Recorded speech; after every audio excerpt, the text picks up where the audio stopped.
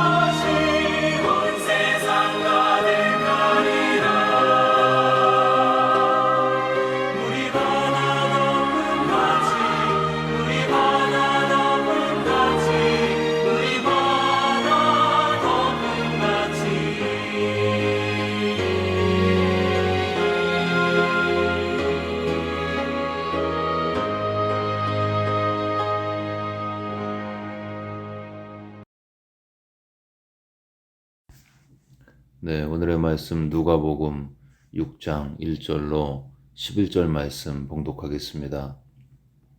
안식일에 예수께서 밀밭 사이로 지나가실새 제자들이 이삭을 잘라 손으로 비비어 먹으니 어떤 바리새인들이 말하되 어찌하여 안식일에 하지 못할 일을 하느냐. 예수께서 대답하여 이르시되 다윗이 자기 및 자기와 함께한 자들이 시장할 때에 한 일을 읽지 못하였느냐. 그가 하나님의 전에 들어가서 다만 제사장 외에는 먹어서는 안 되는 진설병을 먹고 함께한 자들에게도 주지 아니하였느냐. 또 이르시되 인자는 안식일의 주인이니라 하시더라. 또 다른 안식일에 예수께서 회당에 들어가사 가르치실새 거기 오른손 마른 사람이 있는지라. 서기관과 바리새인들이 예수를 고발할 증거를 찾으려 하여 안식일에 병을 고치시는가 엿보니 예수께서 그들의 생각을 아시고 손 마른 사람에게 이르시되 일어나 한가운데 서라 하시니 그가 일어나 서거늘. 예수께서 그들에게 이르시되 내가 너희에게 묻노니 안식일에 선을 행하는 것과 악을 행하는 것, 생명을 구하는 것과 죽이는 것 어느 것이 옳으냐 하시며 무리를 둘러보시고 그 사람에게 이르시되 내 손을 내밀라 하시니 그가 그리하매 그 손이 회복된지라. 그들이 노기가 가득하여 예수를 어떻게 할까 하고 서로 의논하니라. 아멘. 네, 오늘 말씀에서 안식일에 밀 이삭을 잘라 먹은 예수님의 제자들에 대해서 바리새인들이 안식일을 금한다고 비난하고 있습니다. 이에 대해서 예수님이 제사장만 먹을 수 있는 진설병을 먹은 다윗의 이야기를 하시면서 인자가 안식일의 주인이라고 말씀하셨습니다. 이에 바리새인과 서기관들은 안식일에 병자를 고치실 예수님을 어떻게 할지 분에 가득 차서 의논하고 있습니다. 오늘 첫 번째 이 말씀을 통해서 보기 원하는 것은 예수님의 기준은 하나님의 말씀이었다. 예수님이 갈등의 순간, 어려움의 순간, 또 혼란의 순간에 사람들에게 무언가를 가르치고 증거하고자 하실 때 그분이 달려간 곳이 하나님의 말씀이었습니다. 본문에서 안식일의 논쟁이 있었을 때 예수님께서 구약의 다윗에 대한 이야기를 하고 계시죠.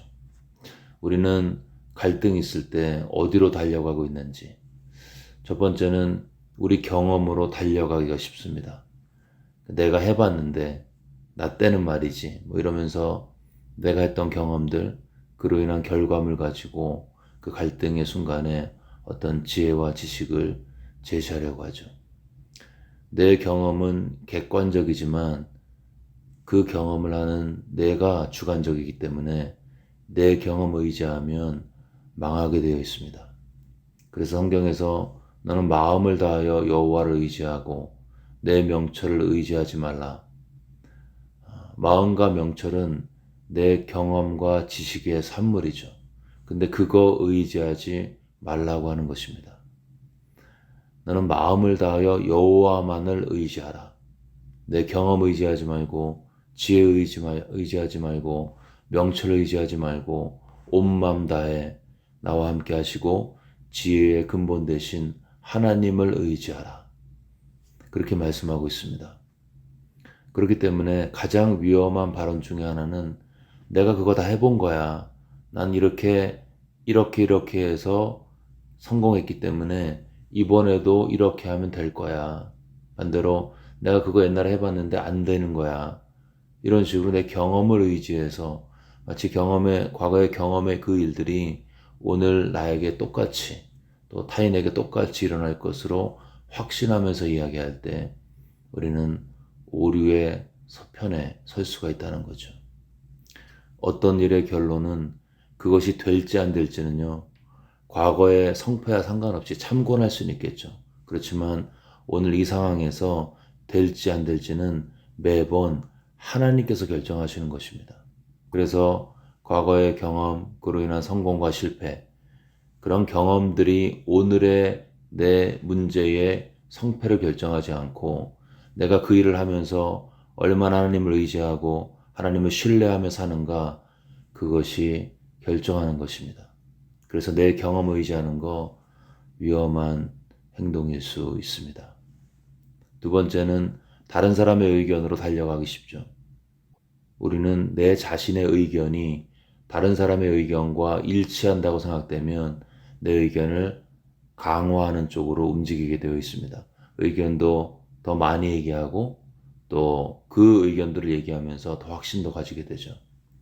반대로 내 의견이 다른 사람의 의견과 다르다고 생각되면 슬며시 내 의견 내려놓습니다. 왜 그럴까요? 내 의견이 다수와 다를 때 생길 수 있는 고립, 또 왕따, 이런 거에 대한 두려움 때문이죠. 그래서 사람들은 어려움의 시기에 타인의 의견에 쉽게 동조하기가 쉽습니다. 근데 문제는 다수가 항상 옳은 결정을 하는 게 아니라는 것이죠. 십자가 아래에서 다수는 예수를 못 박으라고 했습니다. 그리고 마지막 때에 많은 사람들이 넓은 길로 간다고 했습니다.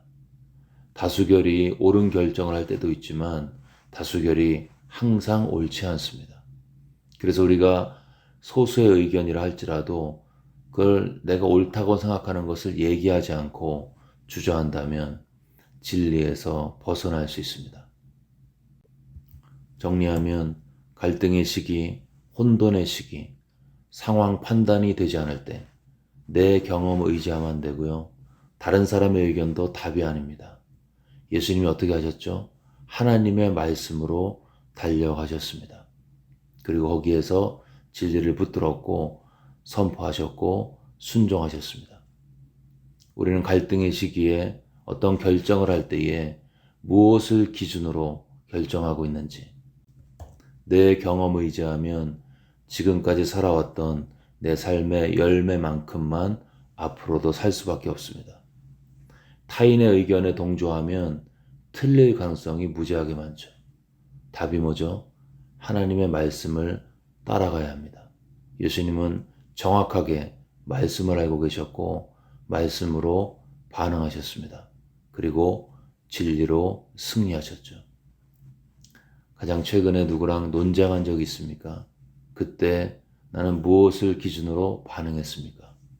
예수님처럼 갈등과 논쟁과 사람들과의 의견 충돌의 시기에 말씀 붙들고 승리하시기를 주의 이름으로 축원합니다. 두 번째는 예수님께서 바리새인과 서기관들의 생각을 아셨음에도 불구하고 그 상황을 오히려 그들에게 더 강력하게 진리를 증거할 수 있는 기회로 만드셨습니다. 그들이 7절에 보시면 서기관과 바리새인들이 예수를 고발할 증거를 찾으려 하여 안식일에 병을 고치시는가 엿보니, 그러니까 바리새인들은 예수님이 안식일에 병을 고치는지를 지켜보고 있었어요. 근데 8절에 보시면 예수께서 그들의 생각을 아시고 자신을 고소하려고 스탠바이하고 있는 바리새인들이 생각을 예수님이 아셨습니다. 근데 그럼에도 불구하고 그들의 생각을 고치시고자 마치 일부러 안식일에 고치는 것처럼 그렇게 기적을 안식일에 행하셨습니다. 굳이 그날 고치지 않으셔도 됐겠죠. 지금 바리새인들과 서기관들이 고발하려고 지켜보고 있으니까 내일 오면 다시 고쳐줄게, 이렇게 하고 돌려보낼 수도 있었습니다. 그런데 놀랍게도 예수님은 안식일에 고치셨습니다. 왜 그러셨을까요? 생각해보면 손 마른 자에게 치유가 필요한 만큼 속고 있고 진리에 대해서 잘못 알고 있는 서기관과 바리새인들에게 진리가 필요함을 그분이 보여주기 원하셨습니다. 어떤 진리요? 안식일의 진짜 주인이 예수님이라는 거죠. 이게 진리였습니다. 바리새인의 생각들은 안식일에는 아무것도 하면 안 돼, 이런 거였죠. 근데 예수님은 인자가 안식일의 주인이다, 이 진리 가운데 계셨습니다.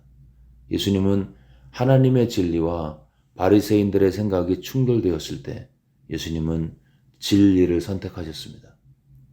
그래서 마치 일부러 안식일에 병을 고치신 것처럼 본문에 묘사되고 있습니다. 예수님은 갈등의 순간에 그 순간을 포착하셔서 진리를 드러내고 그 진리로 비진리 가운데 고통받고 있는 바리새인, 서기관들을 치유하고자 하셨습니다. 예수님의 치유는 손마른 자뿐이 아니었습니다. 예수님은 잘못 알고 있는, 속고 있는 바리새인과 서기관들을 치유하기 원하셨습니다. 우리는 어떤가요? 갈등의 순간에 회피하고 있습니까? 아니면 갈등의 순간에 도망가고 있습니까? 더 이상의 갈등을 유발하면 내가 위험하다, 그런 생각 가운데 더 많은 갈등이 드러나는 걸 두려워하면서 그렇게 묻어가고 있습니까? 예수님은 그렇게 하지 않았습니다. 갈등의 순간에 하나님의 진리를 가지고 그 순간을 포착을 하고 비진리 가운데 고통받는 사람들을 고치기 원하셨습니다. 여러분, 갈등의 순간에 사람의 압력이 아닌 진리 편에 서시기를 주의 이름으로 축원합니다. 이것이 생각의 차이의 당사자를 가장 사랑하는 방법이었습니다. 주님은 상대방이 분명히 잘못하고 있는데 갈등이 싫어서 그냥 맞춰주는 비겁한 평화주의자가 아니셨습니다. 서기관과 바리새인들의 오류를 고쳐주시려는 진리와 사랑의 본체셨습니다. 그런데 많은 경우 이렇게 상대방의 생각을 고치려고 하면 갈등이 더 심해지죠. 본문도 마찬가지였습니다. 11절에 보시면 서기관들과 바리새인들이 노기가 가득하여 화가 났다는 거죠. 예수를 만났는데 그 결과 은혜 받은 게 아니고 화가 더 난 거죠. 왜냐하면 예수님의 그 진리의 메시지가 그들을 아프게 했기 때문이었습니다. 어떤 말씀과 메시지를 부딪힐 때 반응이 중요한데요. 불행히도 자신을 불편하게 하는 그 메시지, 그 왜 불편하냐면 자신들이 잘못된 것을 믿고 있었기 때문에 불편함이 생기는 거죠. 그래서 진리가 선포되어질 때 비진리 가운데 섞고 있는 사람은 그 마음속에 불편함이 생기게 되어 있습니다. 이런 불편함이 내 마음 가운데 이렇게 생기게 될 때 그때가 중요한데 불행히도 서기관과 바리새인들은 분노로 반응했습니다. 내가 믿는 것을 대적하는 저 예수를 죽여라. 그들의 결론은 멸망이었습니다. 여러분, 주님의 진리가 내 마음을 불편하게 할 때 분노가 아닌 회개와 순종으로 반응하시기를 주의 이름으로 축원합니다. 잘못을 인정하는 일시적인 고통이 있으나 그것이 영원히 사는 길이기 때문인 것입니다. 또 하나 볼 것은 서기관들과 바리새인들은 그 자리에서 예수님을 죽이지 못했습니다. 노기는 가득했지만 화는 무지하게 났지만 그 노를 대놓고 표출하지 못했습니다. 마지막 절에 보시면 그들이 끼리끼리 모여서 이 예수를 어떻게 하지 하고 상의했을 뿐이었죠. 왜 이들은 자신을 힘들게 하고 고통스럽게 했던 이 예수님을 그 자리에서 핍박하고 린치하지 못했을까요? 그것은 예수님께서 그 자리에서 말로만이 아닌 손 마른 자를 치료하는 행동으로 안식일에 선을 행하는 것이 옳다는 진리를 드러냈기 때문이었습니다. 예수님의 진리의 증거가 눈앞에 있었기 때문이었죠. 그래서 그들은 눈앞에 있는 예수님을 어떻게 할 수가 없었고 다만 그들끼리 모여서 예수를 죽일 방도를 찾을 뿐이었습니다. 여러분, 진리를 말로만 싸우면 논쟁만 커지게 되어 있습니다. 진리는 말과 삶으로 드러날 때 이기고 승리할 수 있습니다. 어떤 생각 때문에 힘들 때 내가 말을 더 잘해서 이길 수 없습니다. 목소리를 크게 하고 내가 지위가 높으면 이기는 것처럼 보일 수는 있겠죠. 그러나 그것은 일시적인 것입니다. 나중에 더 큰 목소리 큰 사람이 오고 더 논리를 갖춘 사람이 오고 나보다 위에 있는 사람이 오면 지게 되어 있습니다. 진리는 말싸움으로 결정되지 않습니다. 진리의 한 면은 말과 메시지인 것은 맞지만 다른 한 면은 그 메시지가 실행되어진 삶과 순종의 열매인 것입니다. 내 말에는 반박할 수 있지만 내가 믿는 그 믿음이 표출되어서 드러난 내 삶의 열매는 아무도 논박할 수 없기 때문이죠. 바리새인들은 손마른 자의 치유라는 열매 앞에 그 입을 가렸어야 했습니다. 여러분, 어떤 생각이 충돌이 있을 때 내가 더 큰 소리를 내서 이겨야지. 그러면요, 내가 약해질 때 지는 순간이 반드시 오게 되어 있습니다. 내가 더 높은 위치에 올라가서 눌러야지. 그러면 내가 그 위치에서 내려와야 할 때 아무도 내 말을 듣지 않습니다. 갈등의 순간에 말의 화려함이 아닌 그 말의 생각이 내 삶으로 체화되어서 그 결과로 나온 열매를 가지고 승부하시기를 주의 이름으로 축원합니다. 이제후로는 더 이상 나를 괴롭게 하지 마라. 내가 내 몸에 예수의 흔적을 지니고 있노라. 순종의 복음을 전하다가 진짜 복음을 전하다가 얻은 흔적, 그 마크를 보라는 것입니다. 내 몸에 그 흔적이 있다. 이게 누구에게 한 말이죠? 바울을 괴롭히던 사람들에게 한 말인 것입니다. 너희들은 나를 말로 공격하지. 근데 더 이상 나를 괴롭게 하지 마라. 내 몸에 순종의 흔적이 있다. 이 바울의 메시지 앞에 그들은 입을 가렸어야 했습니다. 여러분, 우리에게 이런 흔적이 있습니까? 나의 전도 대상자에게, 나를 힘들게 하는 사람들에게 내가 보여줄 수 있는 순종의 흔적이 있습니까? 예수와 동행함의 흔적이 있습니까? 예수님을 따르면서 그것 때문에 흔적이 있으신 여러분, 아픔이 있으신 여러분, 예수님 때문에 내 것 잘 못 챙기고 남 돕다가 내 삶에 영원한 상처가 남아버린 그 흔적, 그 흔적은 주님 앞에 설 때에 빛나는 훈장이 될 것입니다. 원수의 입을 다물게 할 것입니다. 순종하다가 아파도 진물 때문에 상처가 나고 딱지가 않고 그 위에 스카가 생겨도 세상과 나를 조롱하는 원수들에게 보여주십시오. 보라, 내 흔적이다. 그럴 때 세상과 원수들과 대적들은 그 입을 다물게 될 것입니다. 갈등의 순간에 진리의 메시지뿐만 아니라 진리 순종의 흔적으로 세상과 원수들과 대적들을 부끄럽게 하시는 이 놀라운 축복이 우리 모두와 함께 하시기를 주의 이름으로 축원합니다. 아멘.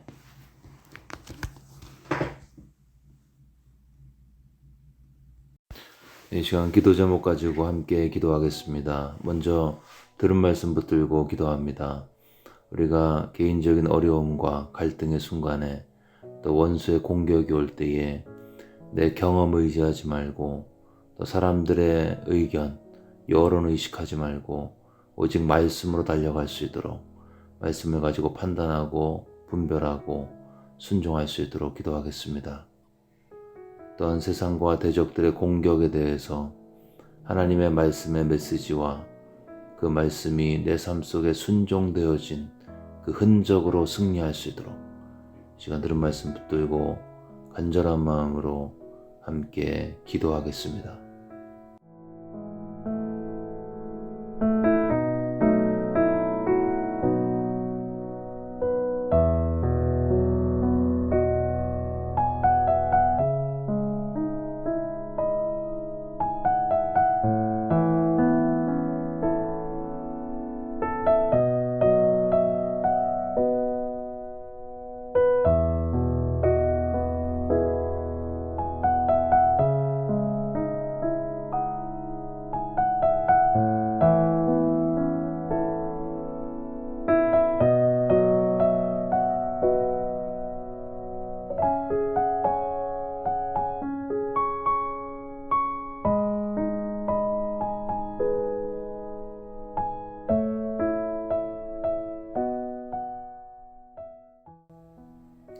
계속해서 코로나 사태 진정을 위해 기도하실 때 확산되고 있는 오미크론 변이를 막아달라고 기도하겠습니다. 또 코로나 때문에 힘들어하시는 분들과 함께 해달라고 기도하겠습니다. 또 우리 주변에 코로나 때문에 육체적으로 정신적으로 어려운 시기를 보내고 있는 불신자들이 이런 기회에 그 가난한 마음으로 교회를 찾고 하나님께로 돌아올 수 있도록 복음이 편만하게 증거될 수 있도록 코로나 사태 진정을 위해서 간절한 마음으로 기도하겠습니다.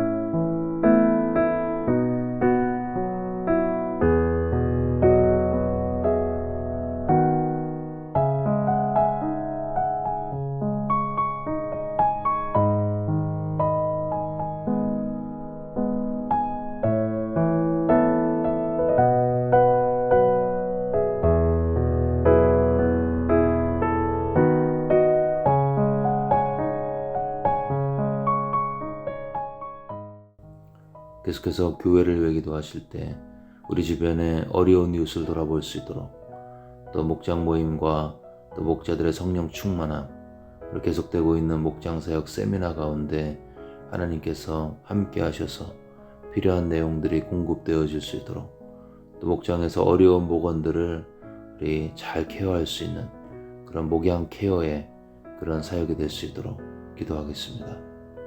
마지막으로 몸과 마음이 아파서 힘들어 하시는 분들 하나님의 치유가 그들의 육체 가운데 심령 가운데 있을 수 있도록 도와달라고 그분들의 이름을 불러가면서 간절한 마음으로 함께 기도하겠습니다.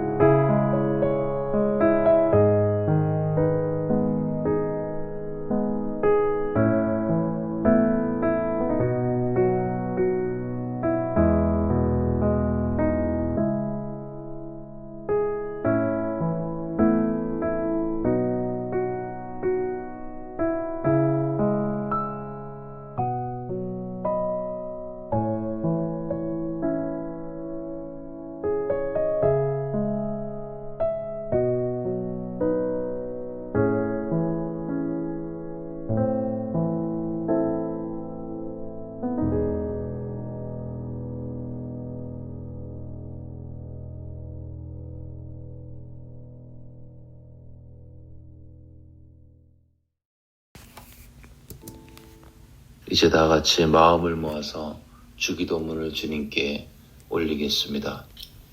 하늘에 계신 우리 아버지여, 이름이 거룩히 여김을 받으시오며 나라가 임하옵시며 뜻이 하늘에서 이루어진 것 같이 땅에서도 이루어지이다. 오늘 우리에게 일용할 양식을 주시옵고 우리가 우리에게 죄 지은 자를 사하여 준 것 같이 우리의 죄를 사하여 주시옵고 우리를 시험에 들게 하지 마시옵고 다만 악에서 구하시옵소서. 나라와 권세와 영광이 아버지께 영원히 있사옵나이다. 아멘.